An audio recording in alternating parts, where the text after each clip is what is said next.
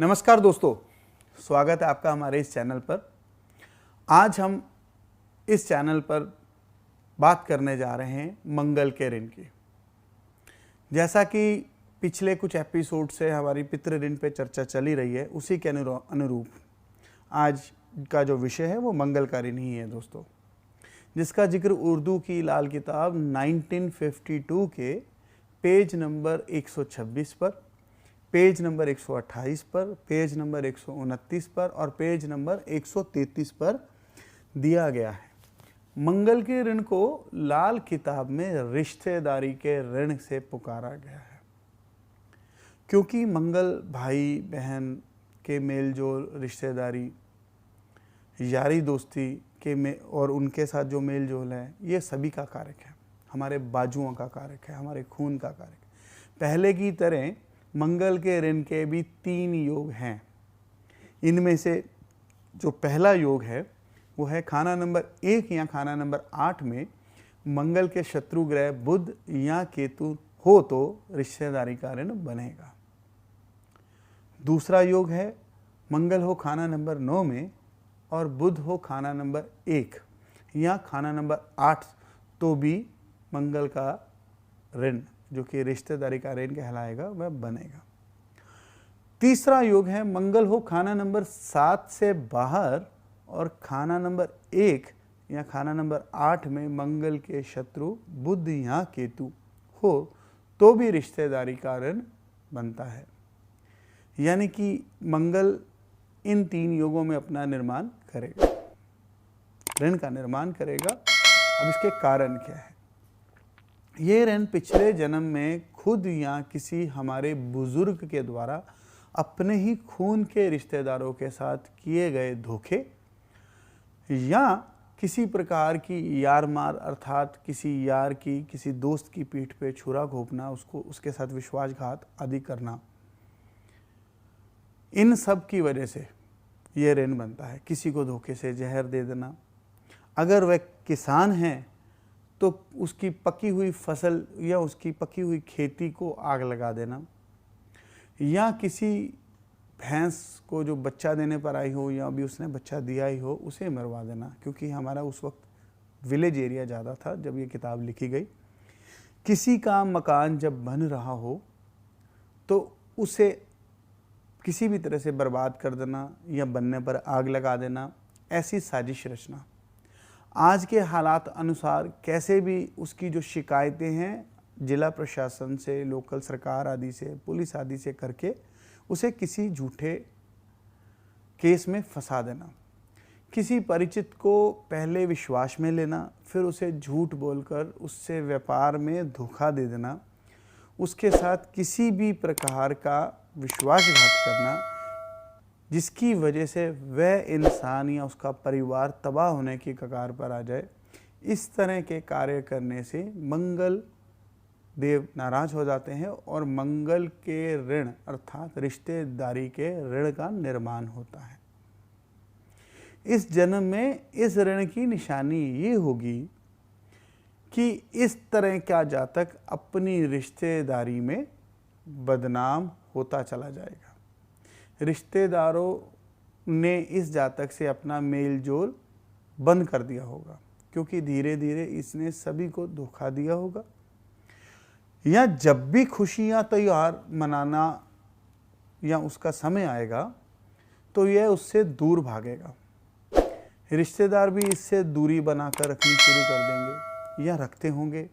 लोग इसकी पीठ के पीछे इसे गालियां बकते होंगे, इसे बुरा भला सोचते होंगे, इसके लिए किसी तरह का आदर मन में नहीं रखते होंगे। इसके लिए अपने जज्बात और अपनी इज्जत जो है उनका इस जातक को मोल अपने मन में धीरे धीरे कम होता चला जाएगा।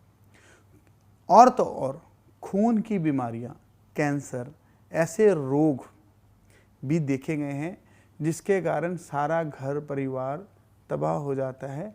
ये खास करके इस ऋण की खास निशानी है, क्योंकि मंगल का जो संबंध है वह खून से भी देखा गया है, और अगर जब ये खराब फल देता है तो खून की बीमारियां देता है, और वो बीमारियां अपने खून या खून के रिश्तेदारों में जाहिर होती हैं। रिश्तेदारों का सब कुछ लूट लेना, किसी की अमानत में खयानत करना, उससे सामान लेकर वापस नहीं करना आदि के वाक़यात ये सब हैं। लाल किताब के पेज नंबर 133 पे मंगल के ऋण के बारे में जो शब्द लिखे हैं दोस्तों, वह मैं आपको हूबहू पढ़ के सुनाता हूँ, वह भी बिना किसी बदलाव के। आपको ये स्क्रीन पर दिखेंगे ताकि आप भी इसे अपने ज्ञान अनुसार समझ सकें। लाल किताब में जो पंडित जी हैं, पंडित श्री रूपचंद जोशी जी, आप सबको क्या कहना चाहते हैं आप देखते हैं स्क्रीन पे। जिस्म में खून पैदा हुआ, मुंह पर मूछें निकलने लगी, या माहवारी अय्याम हैज़ शुरू हुआ, बच्चा बनाने की धुन, लगन या मोहब्बत पैदा हुई। इस ऋण की शुरुआत तब हुई जब जवानी आनी शुरू हुई थी। मैं इसे एक्सप्लेन कर रहा हूँ कुछ सॉफ्ट वर्ड्स में, जिसकी निशानी है कि अगर लड़का है तो उसे मूछें आने से, और अगर वह लड़की है तो पहली माहवारी से, जब उसकी माहवारी की शुरुआत हुई हो, या जब लड़की का शरीर गर्भ धारण करने के लिए काबिल हो जाए, तब से हुई। अब आगे बढ़ते हैं। हर नए काम जिसमें भी हाथ डाला का नतीजा खुद ब खुद नेक होता हुआ मालूम होने लगा। जो नहीं भी जानता था कोसों दूर से ऐसे प्राणी को शौक से मिलने मिलाने का ख्वाहिशमंद हुआ। दुश्मन झिझकने और दोस्त आशा रखने लगे। जो भी दांतों में आया खुद ब खुद चक्की में अनाज के साथ घुन, जिसको कीड़ा बोलते हैं, की तरह पिसता चला गया। मैदानी जंग, राज दरबार, यार दोस्त, स्त्री दरबार या माता के परिवार, गर्जी की हर जगह उसकी तलवार का डंका बजने लगा। अब इन पंक्तियों में पंडित श्री रूपचंद जोशी जी ने बहुत ही सीमित शब्दों में हजारों हजार भेद लिखे हैं। जवानी की शुरुआत में हर तरफ नाम शोहरत मिलनी शुरू हो गई, चाहे सरकारी कामकाज हो या यारी दोस्ती या रिश्तेदारी, सब जगह बल्ले बल्ले हो रही थी। सब जगह शोहरत मिल रही थी। शोहरत के नशे में इतना अंधा हो गया कि अच्छे और बुरे का ख्याल ही भूल गया। इंसाफ और नाइंसाफ़ी का भेद करना ही भूल गया।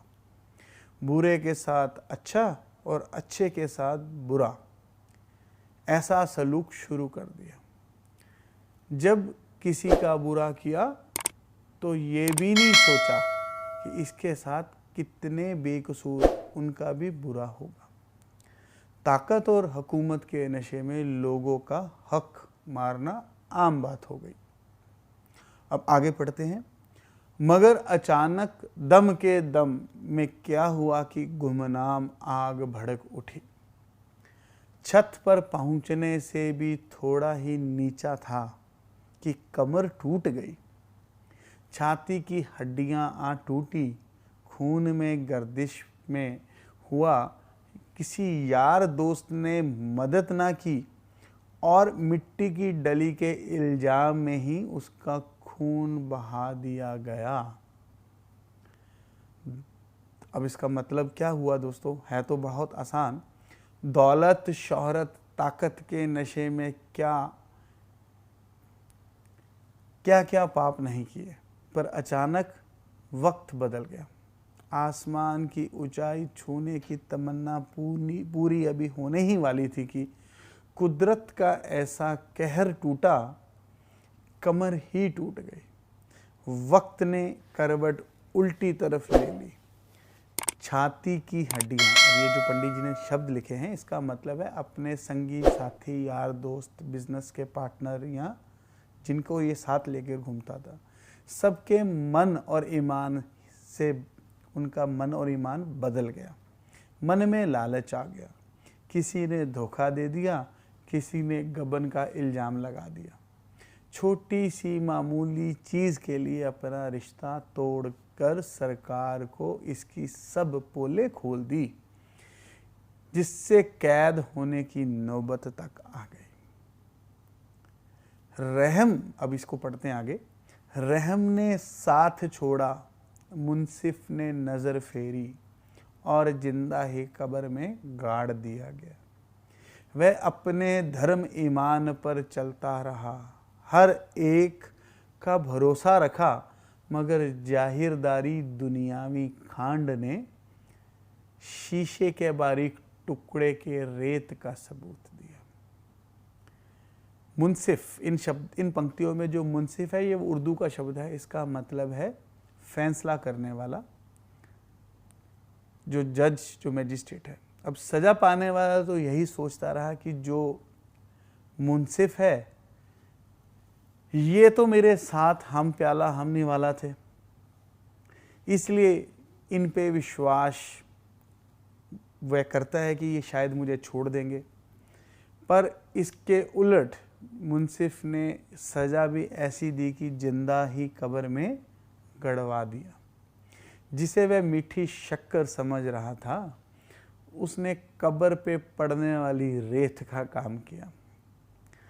पंडित जी अब आगे लिखते हैं, पंडित श्री रूपचंद जोशी जी, ये सब कुछ 28 से 36 के बीच का ज़माना है। यानी कि जब परिवार में जातक की या उसके पारिवारिक सदस्यों की या उसकी औलाद की ये उम्र का जो बताया गया है अरसा चल रहा हो तो ऐसा होगा। पर ये एक सांकेतिक उम्र है दोस्तों, जिसके आसपास ऐसे वाक्यात होते अक्सर देखे गए हैं। जिन पे मंगल का ऋण लागू होता है या होता होगा, वह इसी एज के आसपास उनकी जो एज है वो होगी। आगे पढ़ते हैं, जो नई पंक्तियां हैं। एक नहीं, जो भी खानदान में होनहार सबसे अच्छा उम्दा हैसियत का फल या एक कर आमद प्राणी साबित होता हुआ मालूम होने लगा, अचानक मौत का शिकार या किसी और वजह से नाहद बर्बाद या तबाह देखा गया। उम्र का आम अरसा 28 साल उम्र और 36 साल उम्र के दरमियान का अरसा उस जालिम चक्की के चलने का ज़माना पाया गया। मगर किसी हाकिम या डॉक्टर ने तफ्तीश ना की कि खून में उस कदर ताकत और अच्छी हालात होते हुए भी उसने अचानक और दम के दम में जहर आ बनने की वजह क्या थी। एक नहीं, दो नहीं, वाक़यात तो बहुत हुए, मगर हमदर्दों ने सिर्फ अफसोस के आंसू ही बहाए, मगर बेमौका जालिम तलवार चलने वाले का सुराग ना पाया। अब दोस्तों मतलब तो साफ है कि किसी अफसर ने इसकी जांच तक नहीं की कि क्या सचमुच कोई जुर्म हुआ भी है या नहीं। ना ही उसका कोई सुराग मिला कि किसने साजिश की थी। उम्र का जो भरोसा है उसमें कुछ आगे पीछे होता देखा गया। दोस्तों, जिस वक्त मैं ये वीडियो बना रहा था ना, उसी वक्त जो मैं अभी की बात कर रहा हूँ, जो रेसलर हैं सुशील कुमार जी, जो एक नामी पहलवान हैं और ओलंपिक के गोल्ड मेडलिस्ट हैं, अभी उन्हें रिसेंट ही मर्डर केस में अरेस्ट किया है। जब मैंने उनकी न्यूज़ सुनी तो पाया कि उनकी उम्र भी जो है वो 36 या 38 के आसपास की थी। और जो मैंने ऊपर के वाक़यात बोल के सुनाए या एक्सप्लेन किए, लगभग ऐसे ही पंडित जी के द्वारा बताए गए हालात थे।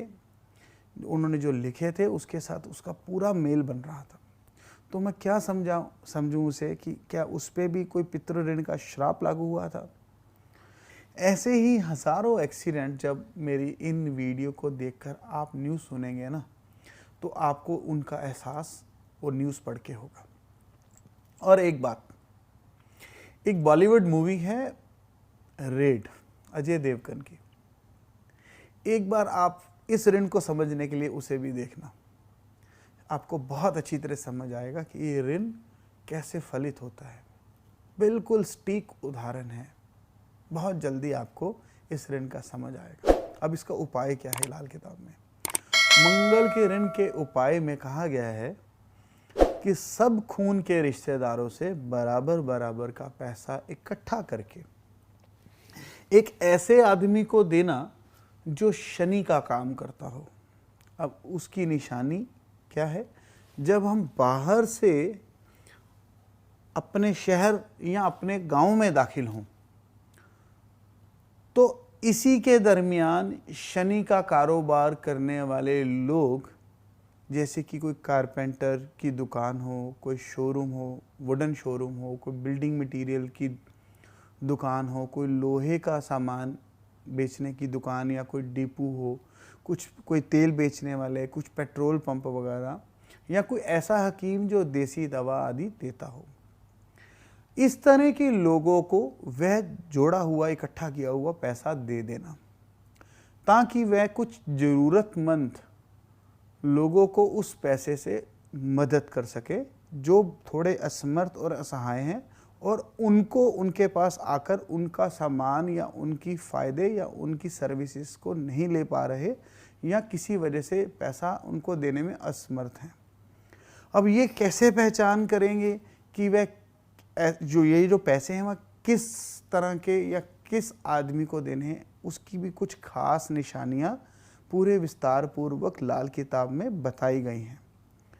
पर आपको इस वीडियो में मैं दिखाने के लिए थोड़ा सा शायद मैं झिझक रहा हूँ, ऐसा समझिए, या मैं अपने आप को असमर्थ समझ रहा हूँ, क्योंकि वह देश काल और परिस्थिति की वजह से इनका मतलब आपको समझाने में मैं थोड़ा असमर्थ समझिए आप मुझे, क्योंकि ये जो विषय है इसमें आमने सामने ही इसको समझाया जा सकेगा।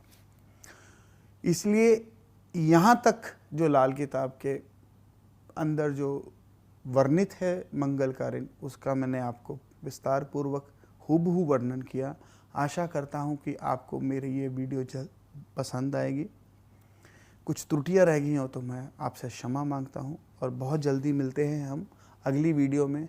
तब तक हमारे साथ बने रहिए। आपका आशीर्वाद हमें मिलता रहेगा, ये हमें प्रोत्साहित करता है अगली वीडियो बनाने के लिए। नमस्कार।